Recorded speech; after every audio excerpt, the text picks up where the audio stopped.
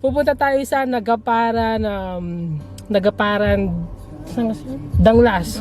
Nagaparan Danglas, Abra. Tapos yung papasyalan natin doon na yung century old tree, yung sobrang tanda ng tree. Ang nagaparan.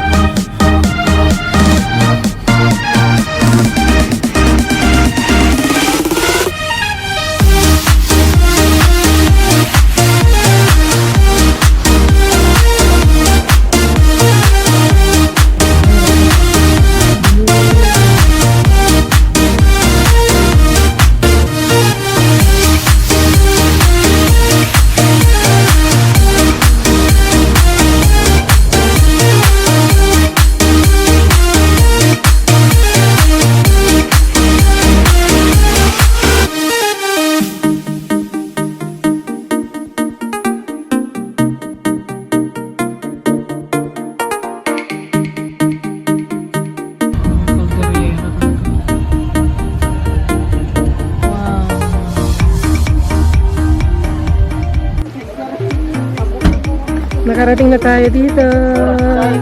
Ayun yung pagkain natin. Yung ginawa kong fruit salad. Yung kinatira pa.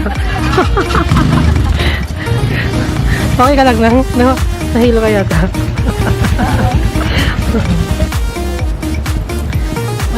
Nakarating na tayo dito sa century old tree. Kung nasaan yung century old tree. Pero kailangan pa natin akitin yun. Yes.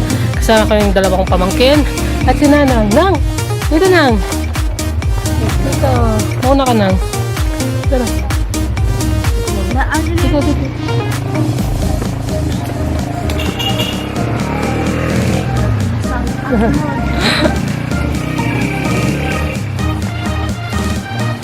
Ito na yung century old tree. Yes! Wow! Pag sinabing century thing, 100 years yung tanda yata ng isang puno. Pag sinabing century old tree. Ayun.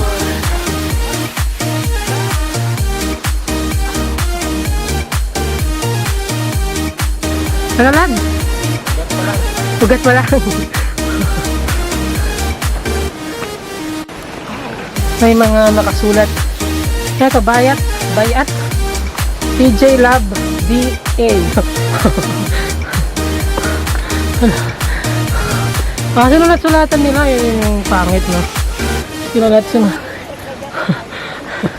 Oh! Para meron siyang ano.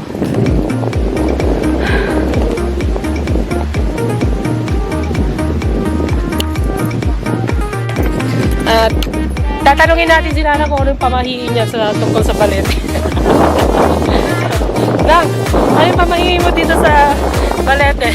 Itong century old tree na to. Balete ba to? Parang hindi man balete.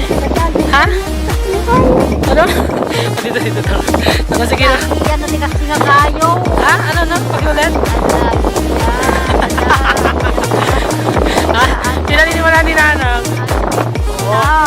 Sabi ni Nanang, yung century old tree na to, naniniwala siya na mayroong daw nakatira na elemento. Pero, ay, gutom na nanay ko. Gusto na kumain. Picture muna tayo. Killjoy yung nanay ko. Sabi niya, hindi daw siya nagaganda sa century old tree na to. Kasi, sanay na daw siyang makakita ng mga laki puno doon sa amin. At tignan niyo si Nanang. Gutom na siya. Yan na yung mga kumuha niya.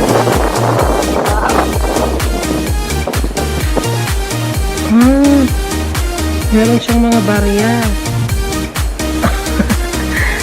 But dun, di ba dun sa ano, yung balete na nag-trending, yung nakasabit na 500, 1,000. Natatakot sila na sumangga dun sa loob. Kasi sabi niya, mukhang may elemento lang. Siyempre, hindi mawawala ang mag-groovy, mag-selfie ng walang katapusan.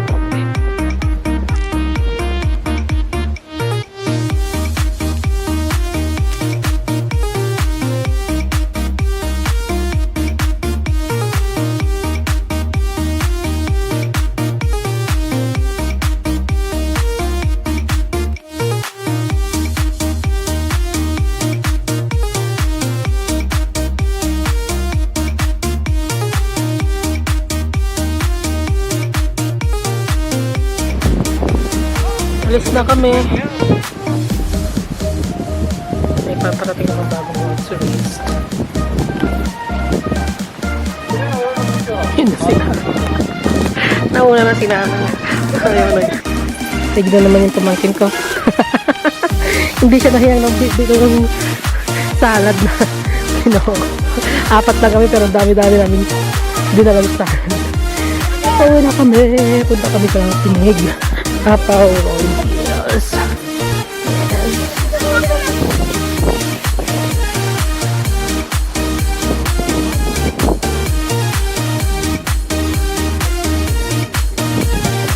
Tuloy-tuloy lang ang pamamasyal natin hanggang sa marating natin ang isa pang pamosong pasyalan dito sa Nagaparan, ang Abra Ilocos Norte Road Boundary.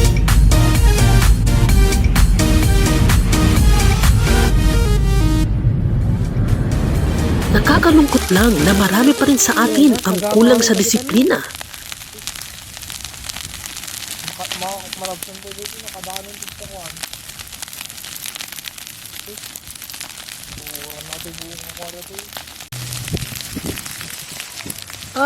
Kasalukuyan nagkakaroon ng forest fire.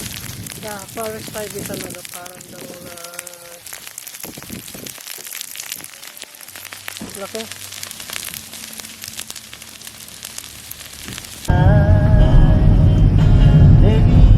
Dapat hindi dito makasublay. Kaya pala, sabi nila delikado dito. Kaya pala konti lang dumadaan na. Ang Abra Ilocos Norte Road ay sarado pa para sa mga pampublikong sasakyan, gaya na lamang sa ating mga boses. Dahil marami pang bahagi ng daang ito ang kailangan ayusin.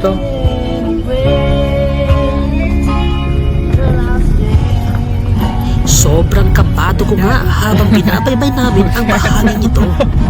Kaya? Kinabahan ako. Baka mamaya biglang nag-landslide. Maka ate kapilitan di ba? Hindi, terasta.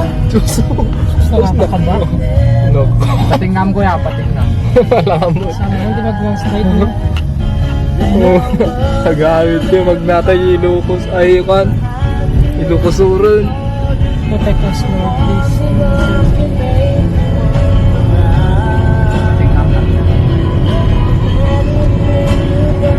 Sabi ka lang timagmag nun. Ay, nakasagsagaan! King galagang ilang ko na hazard area. Solidarity Park.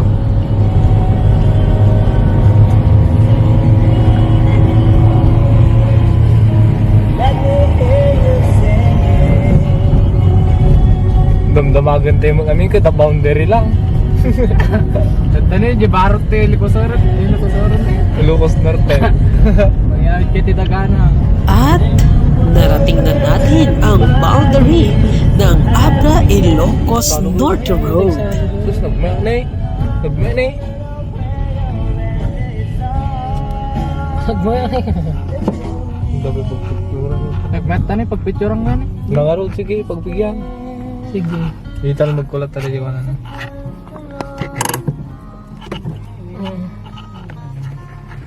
Yee, dito na tayo Ilocos Norte.